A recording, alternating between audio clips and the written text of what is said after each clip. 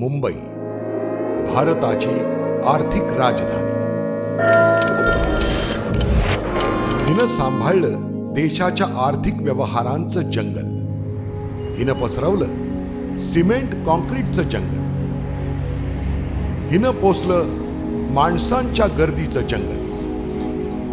हिनंच खतपाणी घातलं अवाढव्य तंत्रज्ञानाच्या जंगलाला.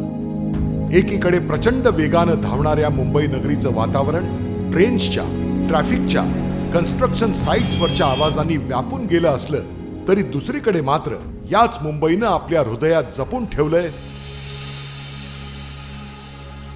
हिरव्यागार वृक्षवल्लींनी बहरलेलं, प्राण्या पक्ष्यांचा मुक्त वावर असलेलं, एक ऐतिहासिक वारसा लाभलेलं जंगल, राणीची बाग.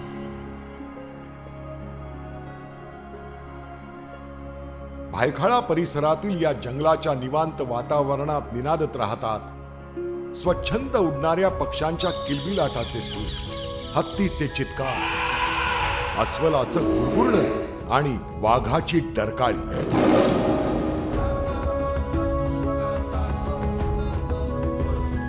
आजच्या घडीला राणीची बाग हे वृक्ष आणि वनस्पतींच्या सर्वाधिक प्रजातींचा समावेश असणारं मुंबईतील एकमेव ठिकाण आहे.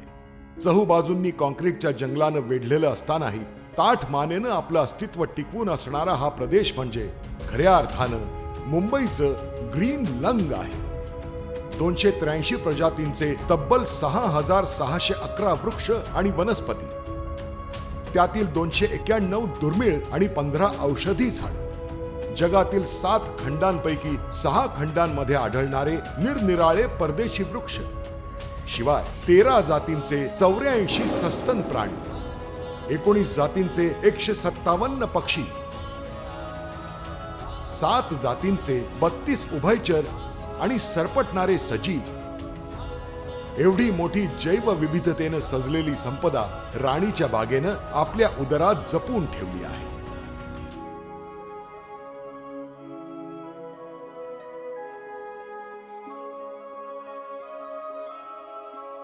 आज वनस्पती उद्यान, वस्तुसंग्रहालय, ऐतिहासिक वारसा असलेल्या वास्तू आणि पुतळे, प्राणी संग्रहालय या 4 आकर्षण स्थळांचा संगम असलेल्या या उद्यानाच्या संकल्पनेची पाळंमुळं रुजली गेली ती भारतातील ब्रिटिश राजवटीत. सुरुवातीला हे उद्यान भायखळा परिसरात नव्हतंच मुळी. या उद्यानाची सुरुवात झाली ती मुंबईतल्याच शिवडी परिसरात. झालं असं की 25 मे 1830 रोजी तेव्हाचे मुंबईचे कमांडर इन चीफ आणि प्रभारी गव्हर्नर सर सिडनी बॅकविथ यांनी पश्चिम भारतातील शेती आणि फलोद्यान विकासासाठी स्थापन केलेल्या the agricultural and horticultural society of western India या संस्थेच्या सभासदांनी 1835 साली शिवडी इथे थोडी विकत घेतलेली आणि थोडी सरकारकडून मिळालेली अशी जमीन एकत्र करून प्रथम तिथे एक वनस्पती उद्यान प्रस्थापित केले. भारतीय बागायतदारांना स्वावलंबी बनवण्याच्या उद्देशाने सन 1842 मध्ये कर्नल डिकिन्सन आणि डॉक्टर हेडल यांनी एक युरोपीय उद्यानकार श्री मक्कलक यांच्या सहाय्यानं ही बाग संरचित केली. पुढे सन 1862 पर्यंत क्रमाक्रमानं डॉक्टर ब्युइस्ट, डॉक्टर जिरॉ, सर जॉर्ज बर्डवूड यांच्या नेतृत्वाखाली ही संस्था कार्यरत होती. शिवडी येथील उद्यानाची जागा मुख्य शहरापासून दूर असल्यानं उद्यानाला भेट देणाऱ्या लोकांच्या संख्येवर मर्यादा आली.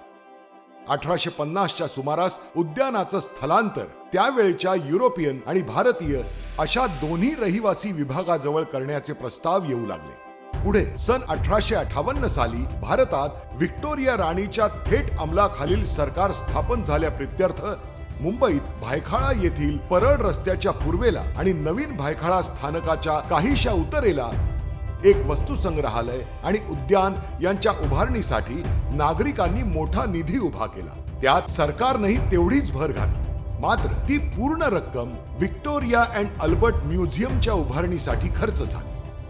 तेव्हा या नव्या उद्यानाची रचना आणि विकास यांची जबाबदारी स्वीकारलेल्या the agro horticultural society of western इंडियाने तिच्या शिवडी येथील बागेतील झाडं या नवीन उद्यानात स्थलांतरित करण्याचं ठरवलं.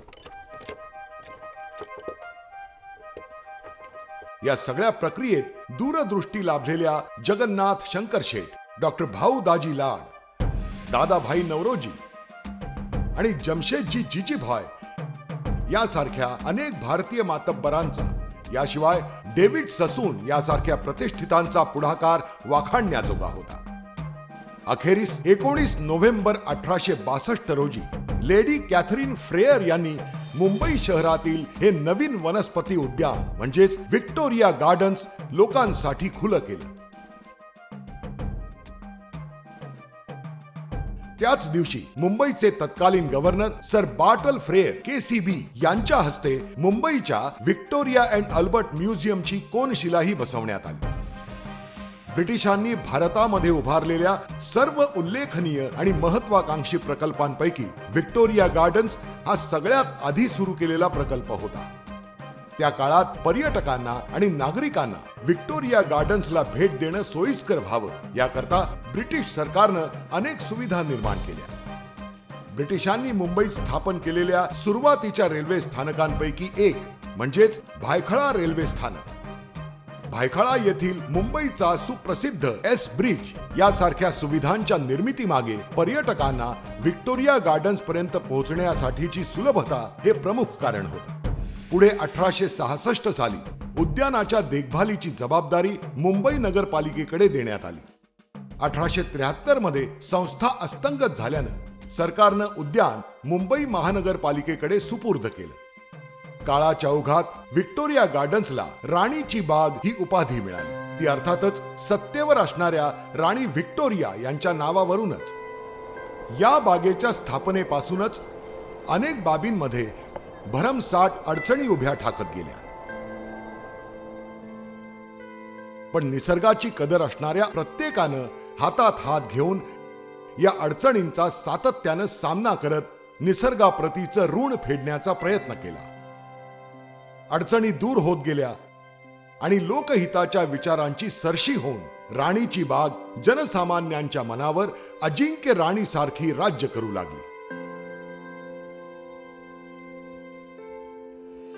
प्राणी संग्रहालय, वाद्यवृंद, मनोरंजनाचे कार्यक्रम आणि पुष्प प्रदर्शन यांचा उद्यानाच्या विशेष आकर्षक घटकांमध्ये समावेश होऊ लागला. 1 डिसेंबर 1877 रोजी क्रॅटन ग्रियरी यानं केलेल्या मुंबईतील पहिल्या वहिल्या हॉट एअर बलूनचं उड्डाणही याच उद्यानातील मैदानातून झालं. हे उद्यान कायमच बहुजन हिताय राहिलेलं आहे. समाजातल्या प्रत्येक घटकासाठी हे मैदान कायमच खुलं होतं.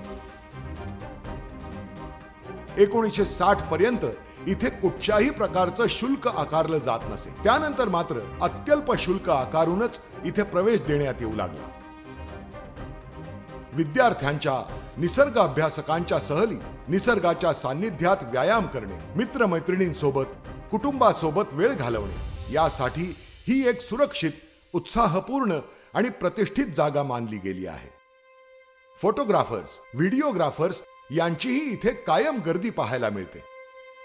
वनस्पती शास्त्र शिकविणाऱ्या साधारण 50 महाविद्यालयांच्या विद्यार्थ्यांसाठी हे उद्यान वनस्पतींच्या प्रत्यक्ष निरीक्षणाचं आणि अभ्यासाचं केंद्र बनलं आहे. आजही या उद्यानात साधारणतः 8,000 आणि सुट्ट्यांच्या दिवशी 30,000 एवढ्या संख्येनं लोकांची ये-जा होत असते. पूर्वीपासूनच लोकांच्या आयुष्याचा अविभाज्य घटक बनलेली राणीची बाग मुंबईची, मुंबईकरांची आणि पर्यायानं सबंध भारताची शान आहे. ही बाग सुरुवातीला 33 एकरांवर पसरलेली होती. त्यात 1890 साली प्राणी संग्रहालयासाठी आणखी 15 एकर जागेची भर टाकण्यात आली. स्वातंत्र्यानंतर 7 जून 1969 रोजी व्हिक्टोरिया गार्डनचं नामाभिधान नव्यानं छत्रपती शिवाजी महाराज यांच्या मातोश्रींच्या स्मरणार्थ वीरमाता जिजाबाई भोसले उद्यान असं करण्यात आलं. पुढे जानेवारी 1980 मध्ये हेच नाव वीरमाता जिजाबाई भोसले उद्यान व प्राणी संग्रहालय असं सुधारण्यात आलं. यानंतर 1990 साली उद्यानाच्या जागेत आणखी 2 भूखंड जोडून त्याचं क्षेत्रफळ 53 एकरांपर्यंत वाढवलं गेलं. पुढे आणखीन एक भूखंड समाविष्ट करून हे क्षेत्रफळ 60 एकरांपर्यंत विस्तारित केलं गेलं. WHOच्या सूचनेनुसार शहरी भागात प्रत्येक व्यक्तीमागे किमान 9 चौरस मीटर हरित प्रदेश उपलब्ध असणं गरजेचं आहे. या बाबतीत राणीची बाग मुंबईसाठी एक वरदान ठरली आहे. आज भारताचा ऐतिहासिक वारसा असलेल्या काही वास्तू आणि इमारती या उद्यानाचाच भाग आहेत. इथले बरेचसे वृक्ष कदाचित मुंबईतले सगळ्यात जुने वृक्ष आहेत. खरं तर सबंध वीर माता जिजाबाई भोसले उद्यान आणि प्राणी संग्रहालय मुंबईला लाभलेला एक ऐतिहासिक वारसा आहे. आजच्या डिजिटल प्लॅटफॉर्म्सवर हे उद्यान द मुंबई झू म्हणूनही प्रसिद्ध आहे. झू म्हटल्यावर डोळ्यांसमोर पिंजऱ्यात बंदिस्त असलेल्या प्राण्यांचं चित्र उभं राहतं. इथल्या प्राणी संग्रहालयाचं पूर्वीचं चित्र असंच असलं तरी प्राण्यांच्या मानसिकतेचा अभ्यास करून आणि उद्यानाला आंतरराष्ट्रीय दर्जा प्राप्त होण्याच्या उद्देशानं 2012 नंतर उत्तम व्यवस्थापन, माहिती तंत्रज्ञानाचा विकास, अनुकूल सरकारी धोरण आणि कुशल कर्मचाऱ्यांच्या बळावर इथल्या सर्व प्राणी आणि पक्ष्यांच्या नैसर्गिक अधिवासाचा अभ्यास करून हुबेहूब तसाच अधिवास संबंधित प्राण्यांसाठी निर्माण करून त्यांचा वावर, राहणीमान, ऊर्जा, आहार आणि आरोग्य निसर्गदत्त राहील याचा यशस्वी प्रयत्न केला गेला आहे. पर्यटन, मनोरंजन आणि शिक्षण या संदर्भातल्या नागरिकांच्या तसंच पर्यटकांच्या स्वातंत्र्याचा आणि निसर्गाच्या स्वतंत्र अस्तित्वाचा पुरस्कार करणाऱ्या या उद्यानातील पारदर्शक काचांमुळे मानव आणि निसर्ग यांच्यामधलं अंतर अदृश्य होईल अशी आशा आहे.